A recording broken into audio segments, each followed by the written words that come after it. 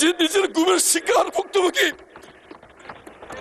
যে প্রধানমন্ত্রী নিজের টর্চারের শিকার, তারা কেমন করে এই আইন বাতিলের পরামর্শ দেয়? মাননীয় স্পিকার, আমি আজকে এখানে দাঁড়িয়ে আছি একটি অন্ধকার ঘর থেকে ফিরে এসে, যেখানে আমার মতো আরো শত শত লোককে নিয়ে যাওয়া হয়েছিল, কিন্তু তারা আর ফিরে আসার সৌভাগ্য তাদের হয়নি। তাদের পক্ষ থেকে, তাদের পরিবারের পক্ষ থেকে একটি বিশেষ বিষয়ে আপনার দৃষ্টি আকর্ষণ, এই মহান সংসদ দৃষ্টি আকর্ষণ করতে যাচ্ছে। আমরা যেন গুমের শিকার, সে অন্ধকার ঘরে আমরা মৃত্যুর প্রহর গুনছিলাম। আমরা মনে দিয়েছিলাম এই অন্ধকার ঘরে আমাদের মৃত্যু হচ্ছে, হয় তারা আমাদেরকে হত্যা করবে, এখানে আমাদের মৃত্যু হবে। কথা বলার কেউ ছিল না আমাদের। কীট পতঙ্গ, পিঁপড়া, টিকটিকের সাথে কথা বলতাম। বাইরে বুঝতে পারতেন না বাইরে কি দিন না রাত। মনে হতো জীবন্ত কবর দিয়ে দেওয়া হচ্ছে। মনে হতো যে মৃত্যুর থেকে হাজার গুণ ভালো। মনে করতাম যে আজকে রাতে হয়তো হত্যা করা হবে। এভাবে মৃত্যুর প্রহর যখন গুনছিলাম, একদিন রাতে ট্রেনে হিসছে যখন আমাকে সেখান থেকে বের করছে, আমি ধরে নিয়েছি এখন আমাকে হত্যা করা হচ্ছে।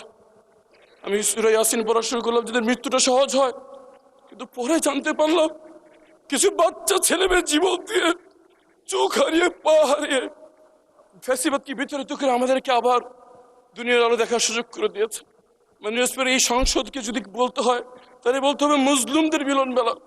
এখানে এমন একজন কেউ পাওয়া যাবে না যে গত ফ্যাসিস্ট আমলে জুলুমের শিকার হয়নি। আমি গুমের ভুক্তভোগী যারা ফিরে আসছে তাদের পক্ষ থেকে, গুমের ভুক্তভোগী পরিবারদের পক্ষ থেকে একটি বিষয়ের দৃষ্টি আকর্ষণ করছি।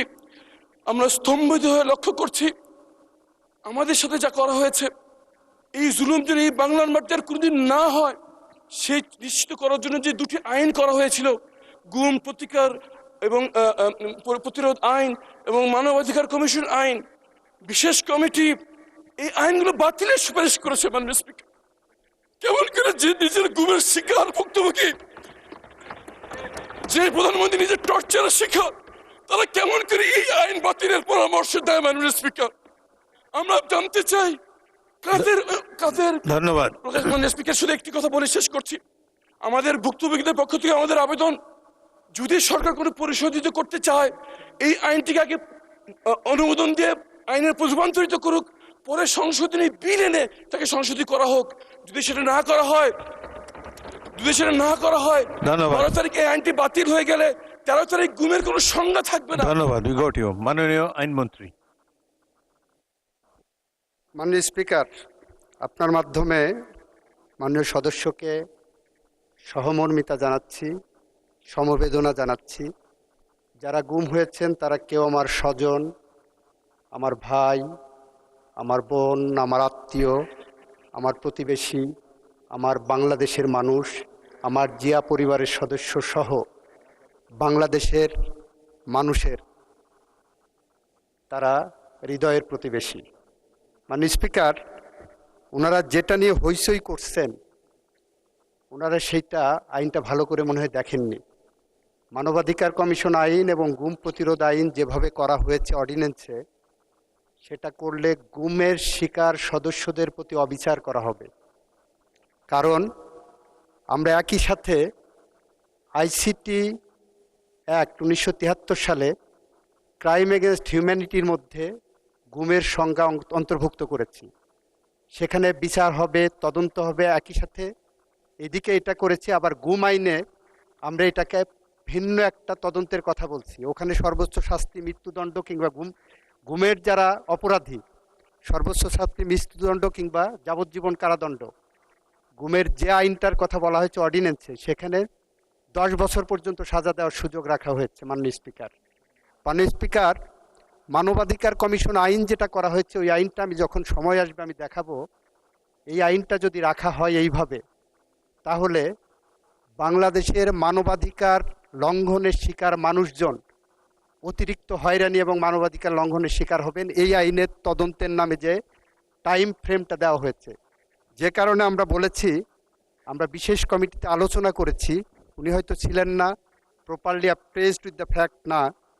আমরা বলছি এই দুটো আইনই আরও বেশি যুগোপযোগী, আরও বেশি জনকল্যাণমুখী, আরও বেশি ন্যায় বিচার নিশ্চিত করার জন্য আমরা এই সেশনের মাঝামাঝি বা পরবর্তীতে অংশীজনদের সাথে আলাপ আলোচনা করে পরবর্তীতে সুনির্দিষ্টভাবে বিল আনবো, যাতে করে অপরাধীরা কোনোভাবেই ছাড়া না পায়।